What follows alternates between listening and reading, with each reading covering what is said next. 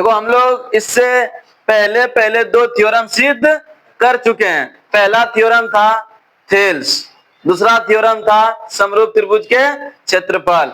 आज हम लोग सिद्ध करने वाले हैं, देखो अच्छा थ्योरम में जो दिया रहता है क्वेश्चन के रूप में, क्या दिया रहता है? सिर्फ और सिर्फ साधारण प्रतिज्ञा दिया रहता है। क्या साधारण प्रतिज्ञा से पढ़ करके ही पता होना चाहिए कि बोल क्या रहा है क्वेश्चन, ये ना रे।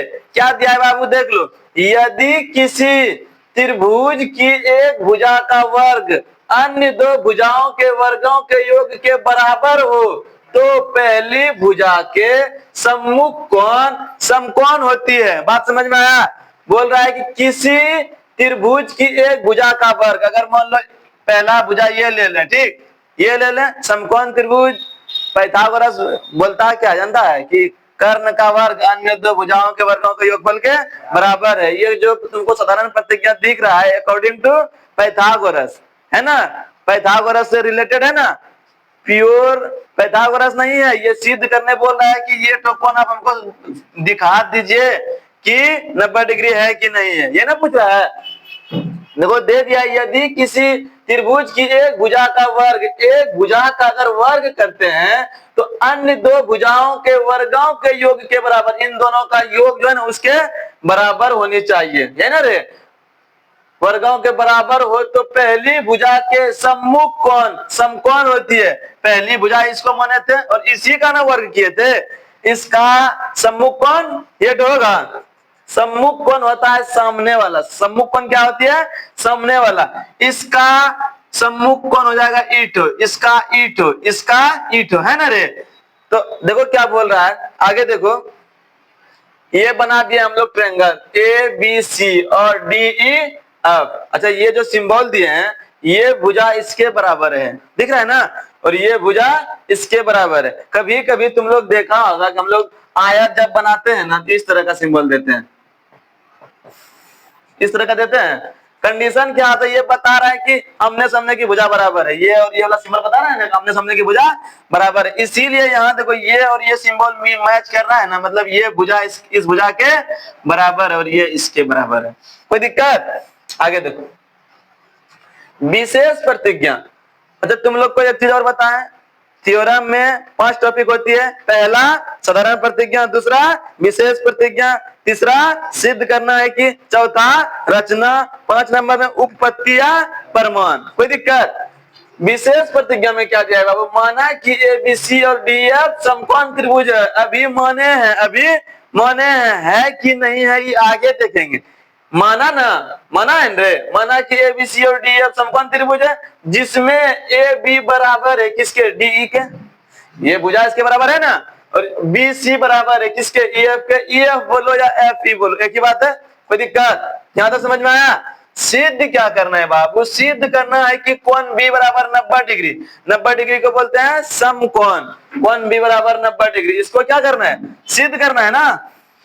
90 डिग्री का इस तरह से दिखाते हैं, कोई दिक्कत?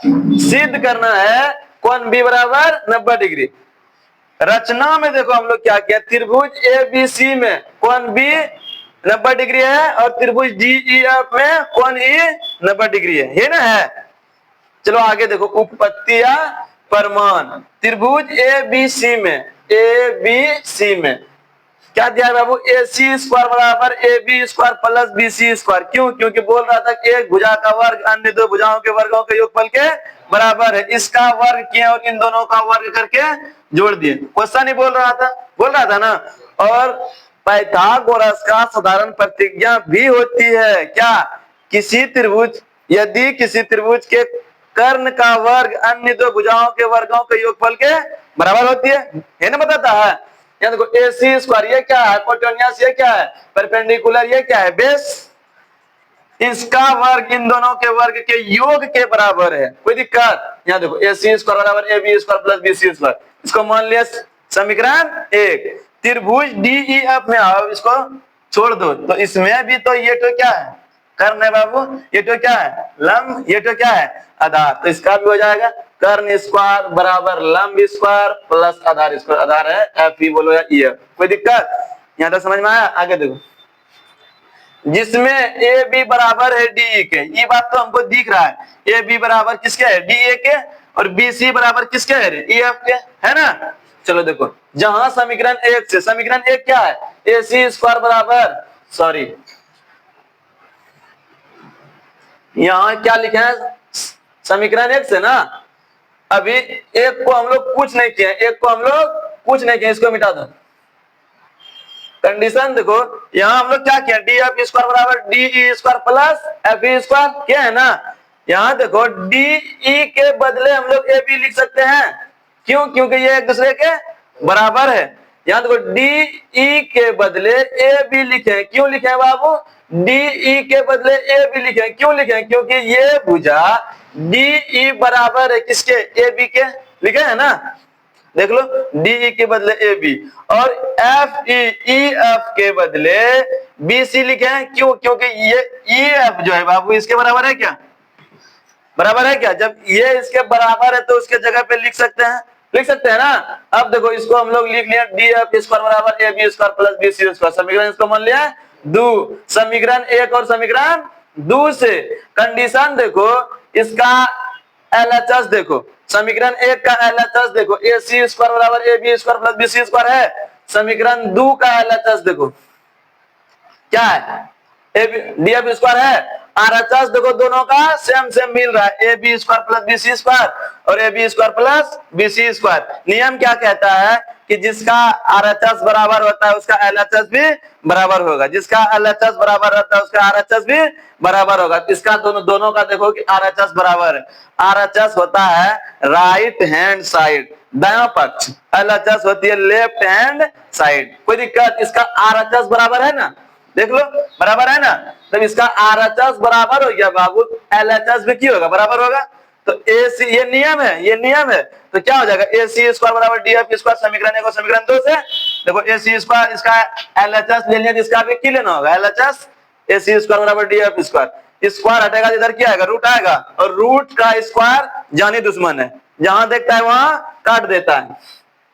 तो ए सी बराबर डी एफ, इसलिए त्रिभुज एबीसी ये क्या है, सर्वांग सम, ये क्या है, सर्वांग सम त्रिभुज डीएफ, इसलिए कोण बी बराबर कोण ई, कोण बी कितना निकल गया मेरा 90 डिग्री। ये एस एस एस समरूपता कसौटी से तीन दो चीज बताएं तुम लोग को, एक तो हो गया एस एस एस, एक तो हो गया एस ए एस, एक तो हो गया ए, पता है क्या, ये हो गया साइड साइड साइड, ये हो गया साइड एंगल साइड, ये सिर्फ और सिर्फ एंगल से। कोई दिक्कत, समझ में आया यहां तक, कोई डाउट है, देख लो, उतार लो इसको।